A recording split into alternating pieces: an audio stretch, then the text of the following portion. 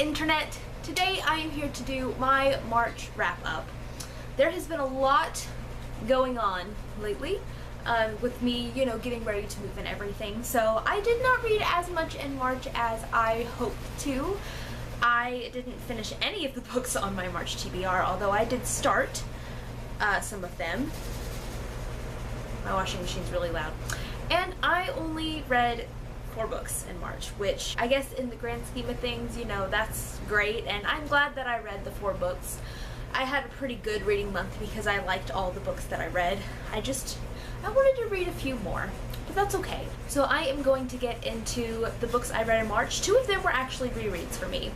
So without further ado, let's get started. The first book I read in March was one of my rereads, and that was Peter Pan by J.M. Barrie.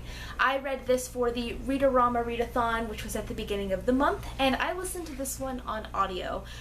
I really liked the audiobook. It was narrated by Jim Dale, who also does the Harry Potter audiobooks, and it was really fantastic. He did a marvelous job with it. Peter Pan, of course, is the classic children's story. It's a bit different from like the Disney movie, but it's still extremely enjoyable. And I think that I actually enjoyed this reread of it more than I did when I read it the first time. I don't know if it was the audiobook, I don't know if it was just the fact that I already knew the story, or at least like the original story, but I really enjoyed the reread. And it was also a very short audiobook. I listened to it whenever I was on a road trip and it was perfect.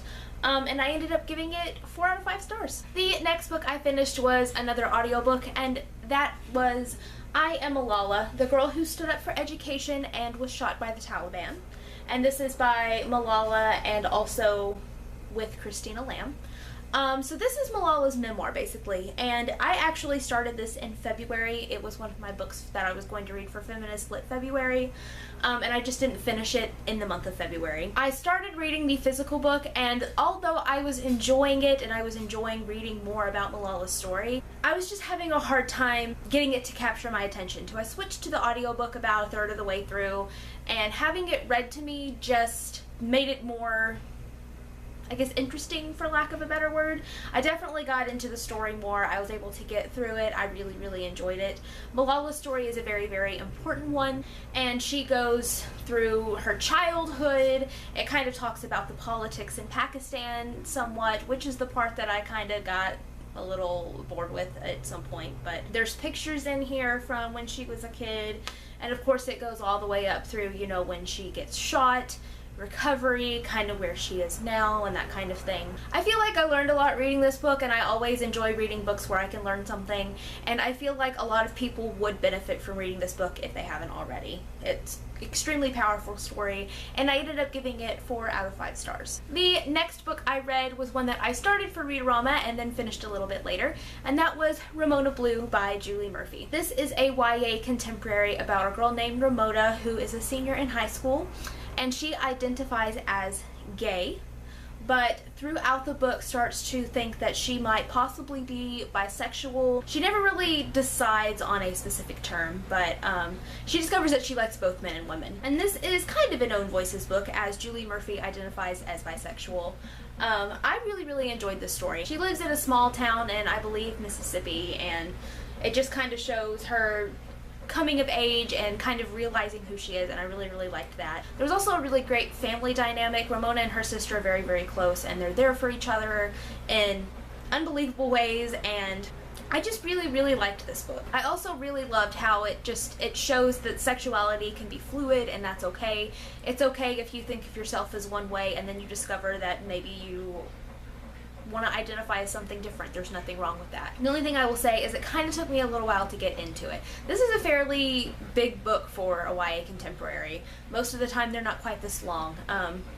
And it did kind of take me a little while to get into the story, but once I got into it, I flew through it. I definitely recommend this book if you are into that kind of thing, and I ended up giving it 4.5 out of 5 stars. And the last book I read in the month of March was another reread for me, and that was Simon vs. the Homo Sapiens Agenda by Becky Albertalli. Of course, I reread this in preparation to see Love, Simon, which I also saw, and I absolutely loved it. but I wanted to reread the book before I saw it, so I flew through it right before I went to see the movie. If you somehow haven't heard of this book, this is a YA contemporary book about a boy named Simon who is gay, but he is still in the closet. He's in high school, and through a Tumblr account where someone from his high school admits to being gay, he finds a way to contact them through email, and they start emailing each other, and they don't know who each other are, and it's just super duper cute. Again, this is another coming of age story. It's a very, very popular book here on BookTube and just in the YA community in general, and for good reason. It's such a cute story. I think I actually enjoyed my reread even more than when I read it the first time. I ended up bumping my rating up to 5 stars. I believe I had it at 4 or 4.5 before that. But I just really enjoyed rereading this story, and I loved the movie. Even though there were a few differences between the movie and the book, I think that they're both really, really fantastic, and I cannot recommend them enough. So, like I said, I gave Simon 5 out of 5 stars, and if you haven't read the book or seen the movie yet, I highly recommend you do so. So that was it for my March wrap-up. I also started a lot of other books this month and just didn't finish them. I'm kind of going through this thing where I am starting a lot of audiobooks, but then I can't finish the audiobook before it's due back to the library, so I have to put it on hold again and wait for it. So I'm in the middle of a lot of books right now. I may do a currently reading video here in a little bit once my March wrap-up and my April TBR have already gone up. Just to let you know what I am reading, because I read a lot in March, I just didn't finish a lot. But anyway, let me know down in the comments if you've read any of these books and what you thought, and I will see you guys next time with another video. Bye!